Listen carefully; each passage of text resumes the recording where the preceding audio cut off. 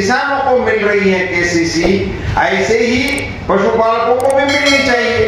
अब प्रधानमंत्री जी ने तो घोषणा कर दी, बाद में हमारे विभाग ने बैठ के उसकी एसओपी भी बनाई है। तो पशुपालकों को व्यापक तौर पर केसीसी मिले, इसके बड़े मेले लगाने के कार्यक्रम आप करिए, उसमें भारत सरकार आपके साथ कंधे से कंधा मिलाकर खड़ी रहेगी। इसका ठीक से प्रचार हो, सबको जानकारी मिले।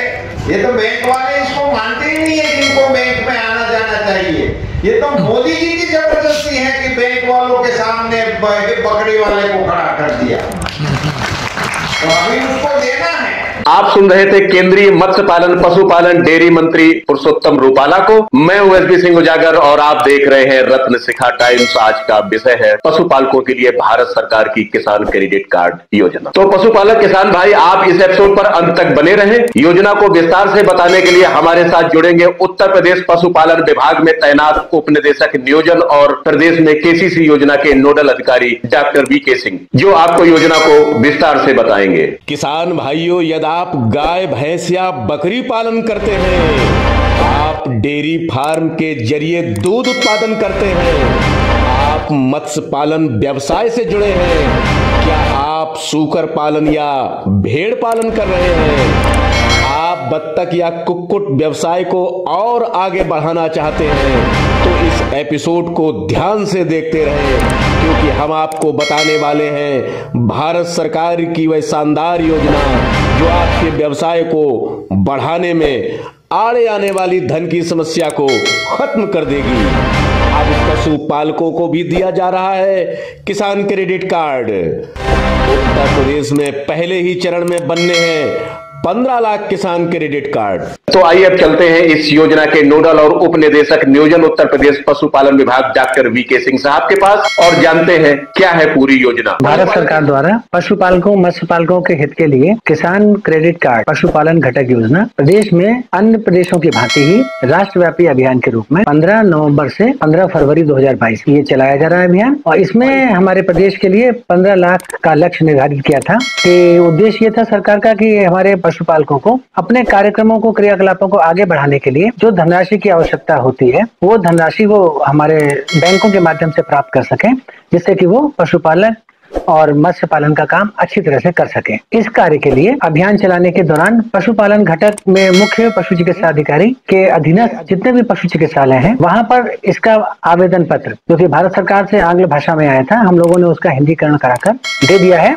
और वहां पर यह फार्म उपलब्ध है, उसको भर के फार्म को दे देना है, वो अपने सीईओ साहब को देंगे और सीईओ साहब उसको जिला अग्रणी प्रबंधक यानी एलडीएम को दे देंगे। और ये सप्ताह में प्रति शुक्रवार को सुबह 10:30 बजे से ये लगता है कैंप, जिसमें कि उस एरिया के सभी बैंक प्रतिनिधि आते हैं और एलडीएम के माध्यम से ये प्रपत्र सारे चले जाते हैं बैंक को। उसी दिन उसी समय ये उनको एक चेकलिस्ट के हिसाब से फार्म देखा जाता है और बैंक वाले भी एक एसओपी के द्वारा जारी किया गया है कि चेकलिस्ट, उस चेकलिस्ट को देख लेंगे और उसमें जो जो कमियां हैं तो उसी समय बता दिया जाएगा ये कमी है, और वो भी राइटिंग में बताया जाएगा। ऐसा नहीं कि मौखिक बता दें, लिखित रूप से उसमें रिजेक्शन का कारण बताएं ताकि वो कमियां दूर करके वो फार्म दोबारा आ सके। और महत्वपूर्ण बात यह है इसमें कि पशु क्रय के लिए धनराशि नहीं है, ये धनराशि किस लिए है?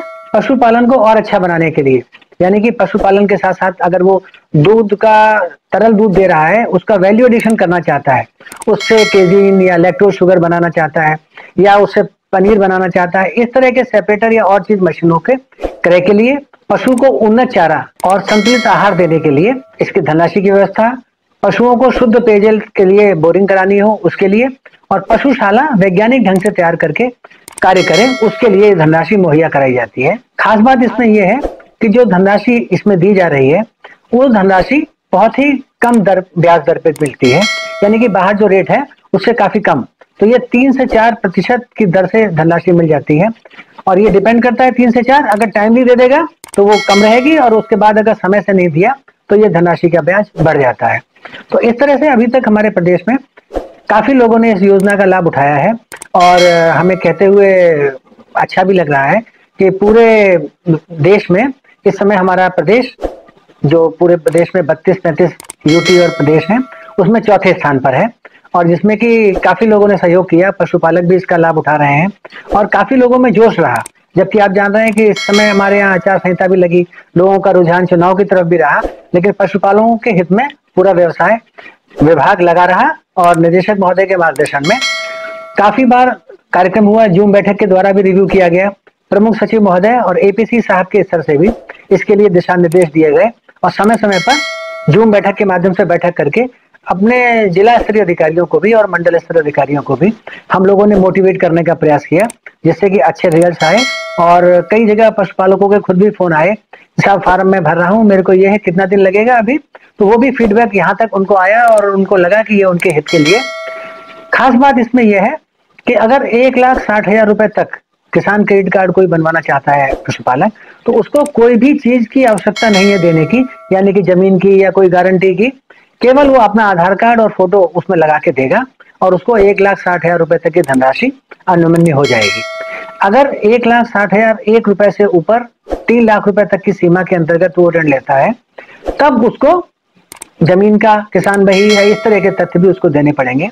और अगर डेयरी क्षेत्र का है, यानी कि जो समूह हमारे सहकारिता के चल रहे हैं प्रादेशिक डेयरी कोऑपरेटिव फेडरेशन के माध्यम से, तो उस समूह का सदस्य अगर है तो उसके समूह के जो सचिव हैं वो लिख के देंगे उसी प्रार्थना पत्र पर कि ये प्रार्थना पत्र का जो प्रार्थी है, ये प्रार्थी हमारे ही समूह का है और ये दैनिक इतना दूध हमारे यहाँ को देता है। तो वो डेयरी वाला उनके डेयरी के अधिकारी के द्वारा एलडीएम को दिया जाएगा और पशुपालन वाले जो पशु चिकित्सालय के माध्यम से प्रार्थना पत्र आएंगे वो हमारे मुख्य पशु चिकित्सा अधिकारी के माध्यम से एलडीएम को दिए जाएंगे जनपद में। और तीसरा, अगर मत्स्य पालकों के हैं तो सहायक निदेशक मत्स्य के माध्यम से एलडीएम को दिए जाएंगे, जिला अग्रणी प्रबंधक को, और वो बैंक के माध्यम से इसको सुपरवाइज कराएंगे। इस स्तर पे हम लोगों ने यहाँ एसएलबीसी जो स्टेट लेवल बैंकर्स कमेटी भी है लखनऊ में, उसके माध्यम से भी इसका रिव्यू होता है। और department of financial service Bharat सरकार और पशुपालन मंत्रालय भारत सरकार के सौजन्य से ये कार्यक्रम काफी तेजी से चल रहा है और इस कार्यक्रम में पशुपालकों को कोई दिक्कत ना हो, इसके लिए दोनों ही मंत्रालय काफी सजगता से लगे हुए हैं। और बीच में बैंक को, क्योंकि एकदम से काफी भार आ गया, इतनी सारी एप्लीकेशन लोगों की जागरूकता से आ गई, तो उसमें करने के लिए, उनको सहयोग प्रदान करने के लिए बीच में 15 जनवरी से ये अभियान भी कुछ रोका गया था 31 जनवरी तक, ताकि वो अपनी पेंडेंसी क्लियर कर सके। पेंडेंसी होने से कई बार पशुपालकों को लगा कि साहब इतने दिन हो गए हमारा नहीं बन पा रहा है, तो उसको अच्छा करने के लिए पशुपालकों को मिल सके, इसलिए ये अभियान को भी आगे बढ़ाने का चल रहा है। पशुपालक किसान भाइयों, योजना में अप्लाई करने के लिए जो फॉर्म भरा जाएगा उसे आप इस वीडियो के डिस्क्रिप्शन में जाकर डाउनलोड कर सकते हैं। आप अपनी सुविधा के अनुसार हिंदी या अंग्रेजी वाले फॉर्म का चयन कर सकते हैं।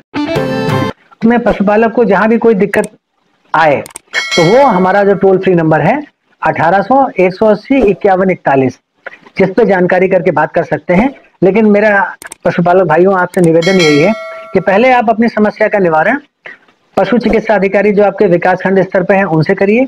वहां पर भी ना हो तो मुख्य पशु चिकित्सा अधिकारी जो कि विकास भवन में बैठते हैं उनके स्तर पर करें।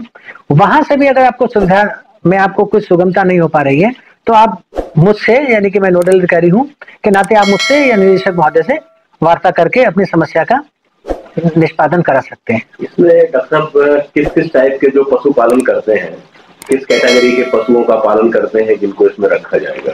देखिए, इसमें हमारे जो भी डोमेस्टिक एनिमल है, गाय, भैंस, अश्वपालक, गर्भपालक, भेड़ पालक, बकरी पालक, कुक्कुट पालक, ये, और जैसा मैंने बताया था मत्स्य पालक ये है, और सुकर पालक, इन सभी के लिए है। तो जो भी पशु हमारे पालने वाले हैं उनके लिए आपको क्रेडिट की सुविधा उपलब्ध रहेगी। पशुपालक किसान भाइयों, आपको यह जानकारी कैसे लगी हमें कमेंट्स में जरूर बताएं। और यदि आप हमारे चैनल पर नए हैं या अभी देखना शुरू किया है तो कृपया इसे सब्सक्राइब कर दें और बेल आइकॉन को दबा दें ताकि योजना से जुड़े हर अपडेट आप तक पहुंचते रहे। आज के कार्यक्रम में बस इतना ही, मुझे दीजिए इजाजत। देखते रहिए रत्न शिखा टाइम्स। नमस्कार।